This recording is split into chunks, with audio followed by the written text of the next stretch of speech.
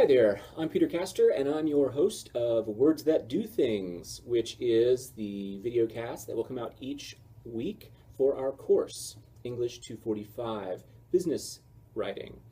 Here is our textbook, Business Communication. You've already ordered this, and you already have it, either from the bookstore, from Amazon, or wherever else.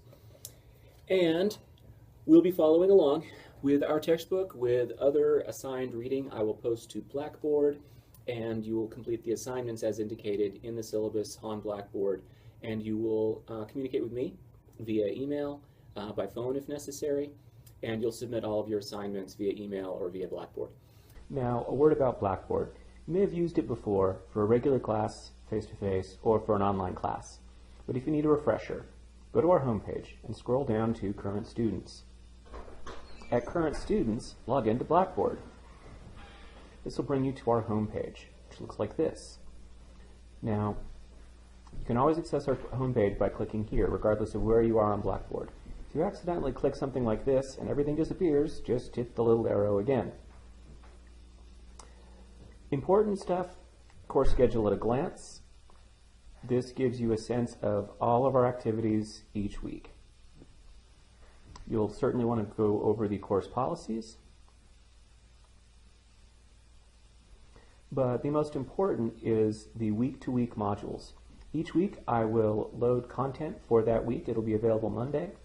So we're going to start this week. It's not completely set up yet, but week 1, part 1, an introductory video. Then week 1, part 1, you'll introduce yourself to the class. So each week complete all of the tasks. In general, I will consider week 1, part 1, Monday through Wednesday, and week 1, part 2, Thursday through Saturday, etc.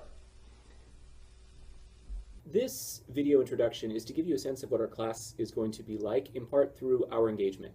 So one thing you should know, actually two things you should know, are one, the basis for our class in business writing. A lot of folks think business writing is boring, or actually I think business writing is really, really exciting, because my sense of business writing draws from actually this book, which is J.L. Austin's How to Do Things with Words, which is of course then the basis for the title of our podcast, videocast.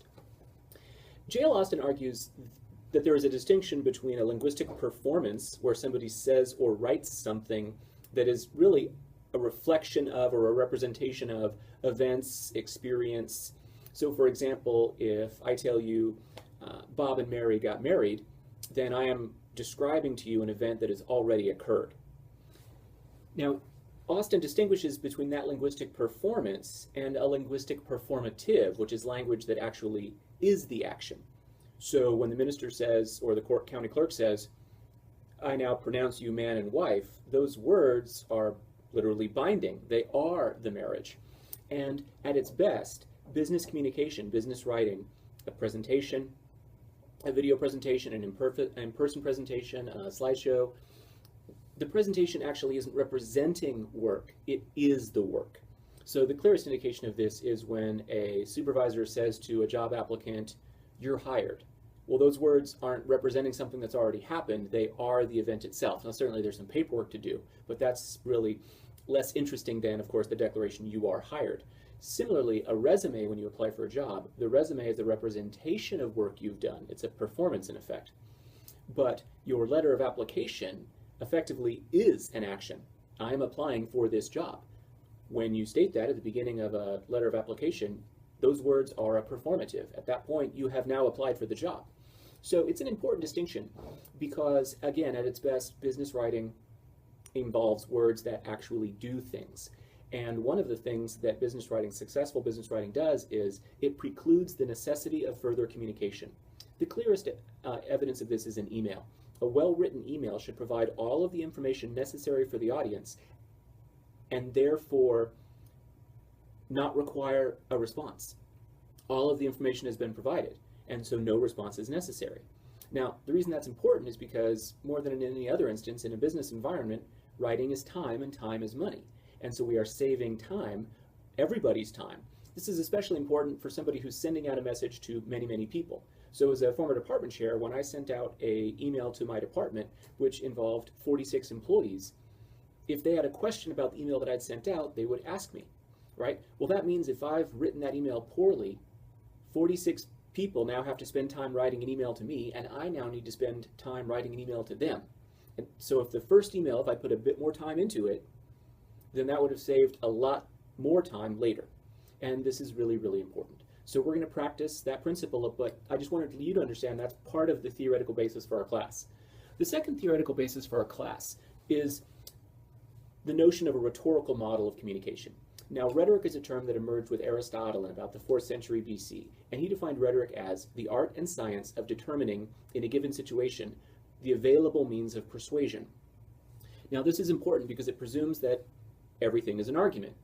Everything is an effort of persuasion. And in a sense, this video itself is attempting to persuade you that our class is interesting and has value, right? So I'm not saying that until I've just said it now. And yet, that's the basis for this entire video presentation. When you submit an assignment, you are at some level attempting to persuade me that this is your best work and it meets the assignment and even exceeds the criteria and therefore gets an A. But you won't actually write that down. You have to demonstrate that through the execution. So with regard to rhetoric, the presumption is that there is a speaker or writer and an audience, and that the speaker or writer is writing on a topic to that audience. This is all taking place in some context, some historical and cultural context.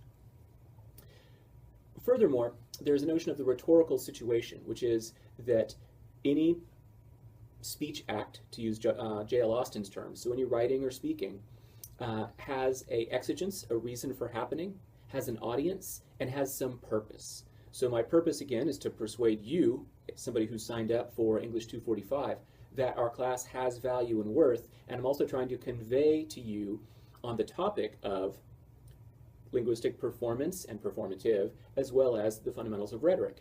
Now, Aristotle argued that there are 4 fundamental appeals.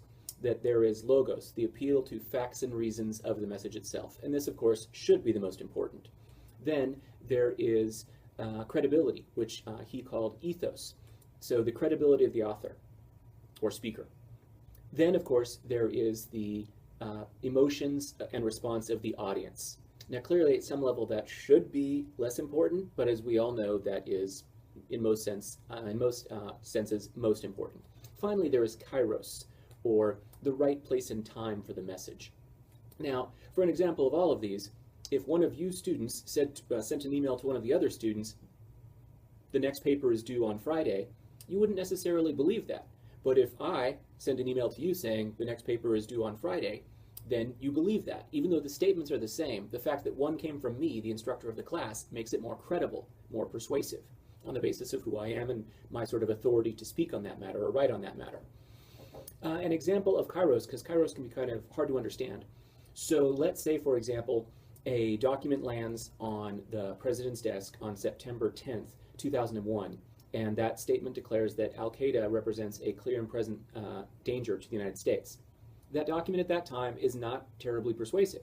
It's one of many, many, many other documents on that desk. However, on September 12th, if a document lands on the president's desk and it declares that Al-Qaeda is a clear and present danger to the United States, all of a sudden, that document became much more persuasive. It's the exact same document, the exact same facts and reasons, the same author and the same audience. The only thing that changed is the time and place. So, hopefully I've sketched out a sense of why our class matters, why business writing matters, and why rhetoric matters and what it is. These will be principles that we will engage throughout our semester. I'm looking forward to working with you, and there will be a new vidcast posted at the beginning of each week, identifying some key concepts for that week. Have a great day.